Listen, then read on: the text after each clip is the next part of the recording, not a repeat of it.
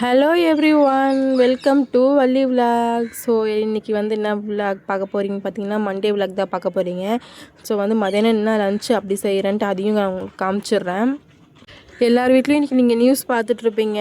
அப்படியே கையோடு என்னோடய வீடியோவும் ஹெல்த்தாக வச்சு பார்த்துட்டு அப்படியே கொஞ்சம் சப்போர்ட் பண்ணுங்கள், சப்ஸ்கிரைப் பண்ணுங்கள், லைக் பண்ணுங்கள். உங்களுக்கு என்ன வீடியோ வேணும்ன்ட்டு அடுத்தடுத்து கமெண்ட் பண்ணுங்கள். ஸோ எல்லோரும் வீடியோஸ் பார்க்குறீங்க, ஆனால் வந்து சப்ஸ்கிரைப் பண்ணாமல் பார்த்துட்ருக்கீங்க. அதுதான் கொஞ்சம் கஷ்டமாக இருக்குது. ஸோ சப்ஸ்கிரைப் பண்ணிவிட்டு பாருங்கள். மதியானத்துக்கு புதினா ரைஸ் தான் செய்ய போகிறோம். ஸோ குழம்பு வந்து தினைக்கு குழம்பு வச்சு போர் அடிக்குது உங்களுக்கு அப்படின்னா, இந்தமாரி வெரைட்டி ரைஸ் வந்து பிடிக்காதவங்க கூட இது சாப்பிட்ருவாங்க. ஏன்னா இது வந்து ஃபேவரட் பார்த்திங்கன்னா, பிரியாணி சாப்பிட்ற ஃபேவரட் தான் வரும். அவ்வளோ சூப்பராக இருக்கும். ஸோ பார்த்திங்கன்னா, இப்போ வந்து ஒரு கட்டு புதினா வந்து வாஷ் பண்ணி நான் எடுத்துக்கிட்டேன். அப்புறம் இஞ்சி பூண்டு அதில் போட்டு அரைச்சி எடுத்துக்கோங்க. ஸோ வந்து ஒரு கடாயில் பார்த்திங்கன்னா எண்ணெய் ஊற்றி கடுகு போட்டுக்கோங்க, காஞ்ச மிளகா வந்து போட்டுக்கோங்க, அப்புறம் முந்திரி பருப்பு போட்டுக்கோங்க. போட்டுனதுக்கப்புறம் இதை நல்லா பேஸ்ட்டு மாதிரி எடுத்து அரைச்சி எடுத்துக்கணும். அதுக்கப்புறம் பார்த்திங்கன்னா, நாங்கள் ஏற்கனவே கப்பு விலாக் போட்டிருந்தோம் பார்த்திங்களா, கப்பு கலெக்ஷன்லாம் அதெல்லாம் வந்து வாஷ் பண்ணி நாங்கள் இங்கே தான் கவுத்து அந்த கரெக்டாக கிச்சன் மேலே கொஞ்சம் குட்டியாக ஸ்லாப் மாதிரி இருக்கும், அங்கே வந்து இந்த மாதிரி ஆர்கனைஸ் பண்ணி வச்சுருக்கோம். ஸோ அதுக்கப்புறம் பார்த்திங்கன்னா, இந்த மாதிரி அரைச்சதுக்கப்புறம் அதில் வந்து நீங்கள் போட்டுக்கோங்க. போட்டு நல்லா வதக்கணும்.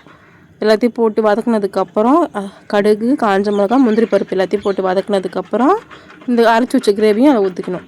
ஸோ இது பார்த்திங்கன்னா, எங்கள் வீட்டு அஞ்சர் டப்பா இப்படி தான் இருக்கும் என்கிட்ட. ஸோ நான் வந்து வீடியோக்காக என்ன திங்ஸே இப்படி வச்சுருக்கீங்களே அப்படின்னு நீங்கள் நினைக்காதீங்க. என்கிட்ட இருக்கிறத வச்சு தான் நான் போடுறேன். ஸோ எதனா மாற்றணும்னு நீங்கள் நினச்சிங்கன்னா கமெண்ட் பண்ணுங்கள், நான் அதுபடியே நான் பண்ணுறேன். ஸோ போட்டு எல்லாமே வதக்கிக்கணும். தேவையான அளவு உப்பு போட்டுக்கோங்க. அதுக்கப்புறம் பார்த்திங்கன்னா, இது சாப்பிடும் போது பிரியாணி சாப்பிட்ற ஃபீல் தான் வரும். அவ்வளோ டேஸ்ட்டாக இருக்கும். குழந்தைங்க உங்கள் வீட்டில் வந்து லஞ்ச் கட்டி தரணுன்னா கூட டக்குன்னு 5 மினிட்ஸில் ரெடி ஆகுது. மேகி மாதிரி இது ஒன்று தான் ரெடி ஆகும். ஸோ இது ட்ரை பண்ணி பாருங்கள். ஸோ அதுக்கப்புறம் பார்த்திங்கன்னா, நல்லா கலரிட்டு நல்லா கொதித்ததுக்கப்புறம் ஸ்டவ் ஆஃப் பண்ணிவிட்டு நீங்கள் வந்து ஒயிட் ரைஸ் போட்டுக்கோங்க. நான் ஸ்டவ் ஆஃப் பண்ணாமல் வச்சுருக்கேன். ஸோ ஸ்டவ் ஆஃப் பண்ணிடணும்.